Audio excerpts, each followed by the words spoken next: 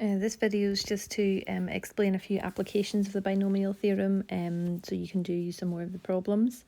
So in order to use the binomial theorem to expand the set of brackets, we have to make sure that the expression is already in the form of a bracket with two terms and a power.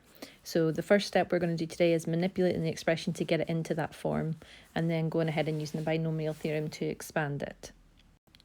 So in this first example, we have to evaluate a decimal to a high power without a calculator.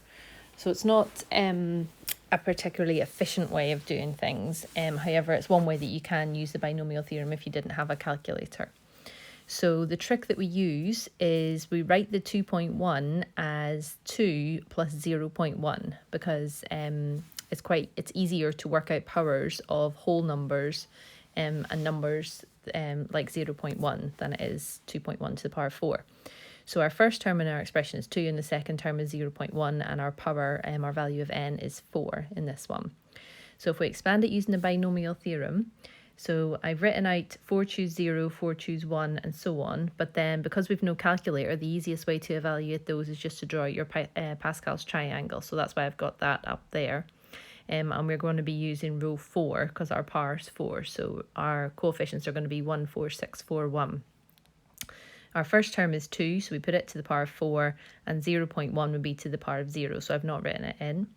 Then 2 to the power of 3, 0.1 to the power of 1, 2 to the power of 2, 0.1 to the power of 2, our middle term, then 2 to the power of 1, and 0.1 to the power of 3, and then finally 0.1 to the power of 4, and the 2 is to the power of 0, so I've not written it in. So then when we go to evaluate it, we're getting all our coefficients from Pascal's triangle, so that's where the 1's come from. 2 to the power of 4 we can do, it's 16. The 4 from Pascal's triangle, 2 cubed is 8. 0.1 to the power of 1 is still just 0.1. 4 choose 2 is 6. 2 squared is 4.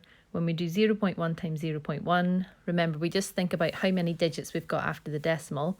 So if we're doing 0.1, which has one digit after the decimal, times another 0.1, then our answer should have 2 digits after the decimal point. So that's how I know that it's going to be 0.01.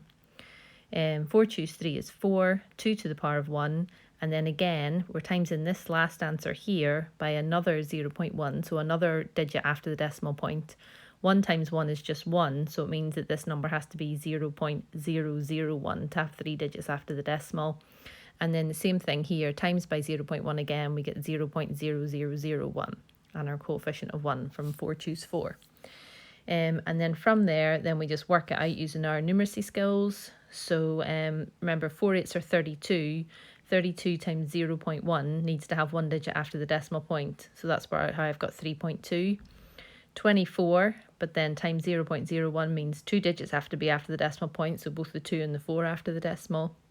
8 times 0.01 is 0.08. And then finally add them all up. Just make sure that you get your columns correct to get your final answer. So you can do that to evaluate numerical powers like this. It can be quite useful. You can have a subtract in here instead of an add. And there's a couple of examples in the notes where that's the case. The second application I'm going to show you is this one, which is we have to expand two brackets which are the same, but one's plus and one's minus to the same power. So what you have to notice for this example is because one's plus and one's minus, this could be written as a difference of 2 squares. So the first thing I've done in the solution is I've combined both brackets together to the power of 3 using the rules of indices. Okay.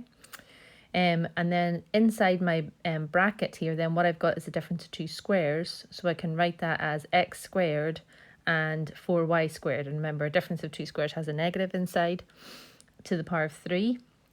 And then that's it in the right form for using the binomial theorem. So our first term is x squared, our second term is negative 4y squared, and our value of n is 3.